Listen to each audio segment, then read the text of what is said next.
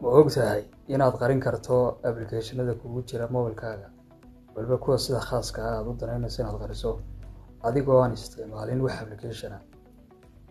Ugu horreyn, waxaad tegaysaa 3 dhibcood ee geeska sare ka muuqda. Kadib waxaad ku dhufanaysaa Settings.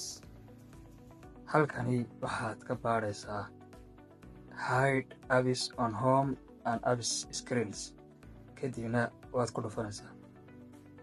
Markaad ku dhufato, dhammaan halkan waxaa kaaga soo muuqan doona applicationadii kugu jira mobilkaaga.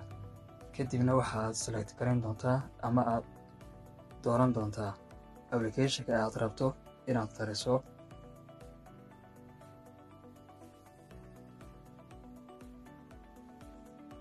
Kadibna dhan ayaad taaban doontaa.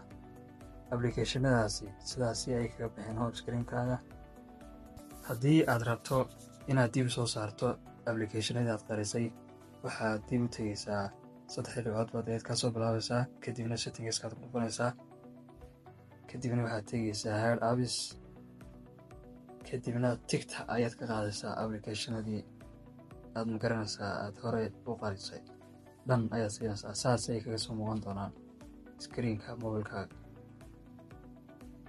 Farsamadan haddii aad ka heshay, fadlan follow-na soo dheh oo nagu soo biir si aad nooga faa'iido farsamooyin kale oo cajiib ah. Mahadsanid.